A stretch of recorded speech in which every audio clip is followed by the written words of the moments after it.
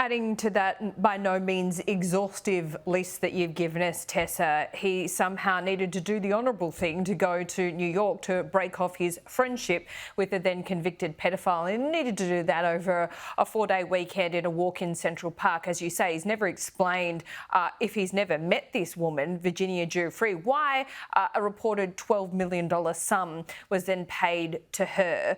The other thing is, most recently, apparently asking his private security to look into Virginia Giuffre with the intention of putting together a dirt file which could only be seen as an attempt to undermine her credibility. I'm so glad you said that Newsnight led with the family of Virginia Giuffre, because I also wanted to ask you about this. Obviously, whatever comes out of Buckingham Palace is carefully worded. I thought the sting in the tail from that statement from Andrew was this: Their Majesties wish to make clear that their thoughts and utmost sympathies have been and will remain with the victims and survivors of any and all forms of abuse. That makes it clear that even though he hasn't had his day in court, the King believes Virginia Giuffre, it would seem, even if Prince Andrew, no longer Prince, says he doesn't even know her. Sure. I think the broader question is, and certainly younger generations are feeling thoroughly repulsed by all of this, the broader question is the sort of Damocles hung over Andrew's head now for years. So why has it taken this long for a clear statement in support of the victims from Buckingham Palace? Why has it taken this long to get rid of that title prince? Because it's within the king's powers. You know, he can fiddle about as much as he likes. In fact, the Queen last amended the letters patent in 2012 so that if William had girls, they too could have royal titles. So it can be amended. It finally has been now, but it took a lot to get there. And I think some are wondering, those who are more inclined to be sceptical about the royal family, to what extent is this performative, hacking off the sibling leg, if you like, to save the monarchy? And just to give you a sense, Laura, of what's going on at the moment in Britain, these questions that are being asked and the prospect of tabling questions in a very unconstitutional way in Parliament isn't really done. There is, if you like, blood in the water. And I think a real concern from the royal family of where will this stop? Because ultimately, this devastatingly tragic memoir is published, and yet all the attention is suddenly focused on Royal Lodge, and a realization from journalists, from historians, from the public at large, we don't really understand the rules that govern the royal family, because quite frankly, they are above most rules in this country. Tessa, as you say, you know, that interview with Emily Maitlis was 5 years ago, and he became meme culture. He was an embarrassment to the royal family then. But you're right. I want to know what has happened. Why now? Was the final straw this posthumous memoir? I think it was the timing of the posthumous memoir, almost the same moment we have clear proof, black and white proof, that Andrew lied on that Newsnight interview. Yeah. Vast majority of us were like, you doth protest too much, mate. You know, it doesn't look like a phony photograph to me.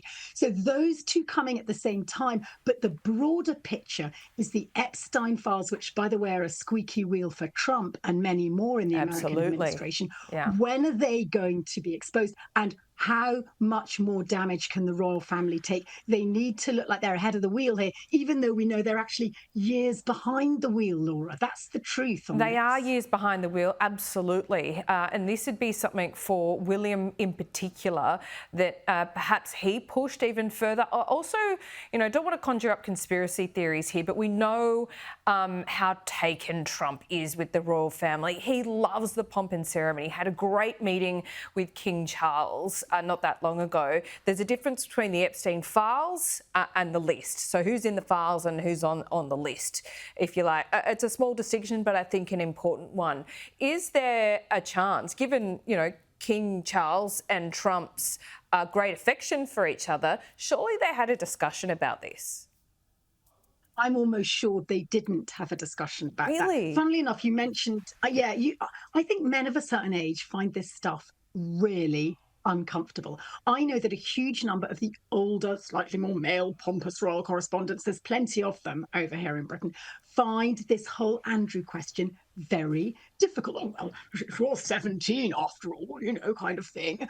There is a kind of denial. It's hugely generational. And that is why I think you're right to assume a huge amount of the heft not only came from government and public opinion, but also from the Waleses, from Catherine and William, because they're far more aware of what the younger generation are thinking. And the king is frail. He's still undergoing cancer treatment. He's a transition king. Yeah. Charles will not last forever. We know that. And William needs to make sure the house is in order, aware that facing him down is a dissenting younger generation. Previously young, like you and me, were we really that into monarchy when we were like 20?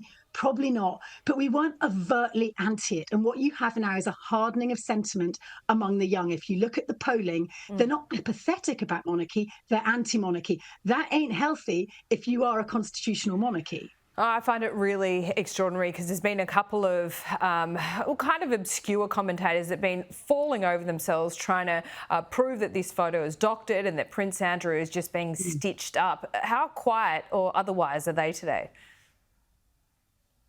I think that they find ways of deflecting it. They'll go back in history and say, there's in 1970, a couple of princes had their titles removed because they fought for the Kaiser. They sort of get in among the weeds of history and they find it easier to avoid the more contemporary tough stuff. I think, Laura, there will be questions asked, and I don't think this will entirely go away. People are suddenly aware of how little they understand about the rules that govern our monarchy. For example, you mentioned the seismic £12 million, it's thought, that was used to pay off Virginia Dufresne. Still, by the way, wasn't enough for her to hold on to her life, interestingly and tragically.